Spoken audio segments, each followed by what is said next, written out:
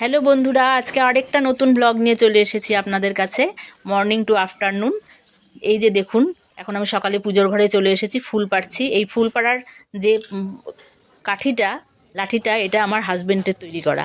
এই যে আমার ঠাকুর ঘরে দেখাচ্ছি, রামকৃষ্ণ, সারদা মা, আমরা মিশনেরই দীক্ষিত। অনেক ঠাকুরই আছে, সব তো দেখানো সম্ভব হচ্ছে না বোধহয়। এই যে ত্রিনাথ ঠাকুর, তার উপরে রয়েছে রূপময়ী মা। রূপময়ী মার কথা শুনে থাকবেন, বর্তমানে খুবই উনি প্রচলিত। এই তো ঠাকুরের কাছে আমি এখন ধূপকাঠি মোমবাতি জ্বালিয়ে দিয়েছি, আর একটু প্রদীপ জ্বালিয়ে আরাধনা করে নিলাম, ঠাকুরের প্রার্থনা করে নিলাম। জল মিষ্টি দেওয়া হয়েছে ঠাকুরকে। ওই কর্নারে যে, সেখানে লোকনাথ বাবার ঠাকুর, আর নিচে রয়েছে ওই কর্নারে, পরে আস্তে আস্তে দেখাবো। এখানটায় এই যে ঠাকুরের বাক্সটা দেখছেন, এখানে আমার ঠাকুরের সমস্ত জামা কাপড়, আর এখানে রয়েছে বই, খাতা। এটা রামকৃষ্ণ কথামৃত। আর উপরে বইয়ের তাক আছে, যদিও এটা ডেইলি পড়া হয় দেখে এখানে নিচেই রাখা হয়েছে। সন্ধ্যাবেলায় আমার হাজব্যান্ড পড়ে। এই যে উপরে রয়েছে বইয়ের তাক, ঠাকুরের সব বই আছে। আর এটা হলো এই বড় সাজির মধ্যে আমার ঠাকুরের সরঞ্জাম রেখেছি।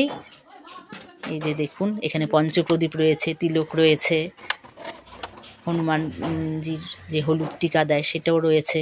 এই সাজির মধ্যে সব রেখে দিয়েছি। এখানে ঠাকুরের এই তো রান্নাঘরে চলে এসেছি লুচি বেলতে। ব্রেকফাস্টের আয়োজন হচ্ছে, ছেলে মেয়ে খাবে, খিদে পেয়েছে এখন। পুজো দিয়ে আস্তে আস্তে একটু দেরি হলো। এই যে লুচি বেলছি, এখানে কড়াইয়ে তেল দিচ্ছি, ভাজার কড়াই তেল গরম হতে দিয়েছি। প্রথম লুচিটা দিয়েছি। প্রথম লুচিটা একটু হয়তো নাও ফুলতে পারে, তাও ফুলেছে, খুব একটা ফোলেনি হয়তো। দ্বিতীয়টা সেকেন্ডেরটা ভালোই ফোলে সব সময় আমার। দেখা যাক কি হয়। এই তো প্রথমটা উঠিয়ে নিলাম।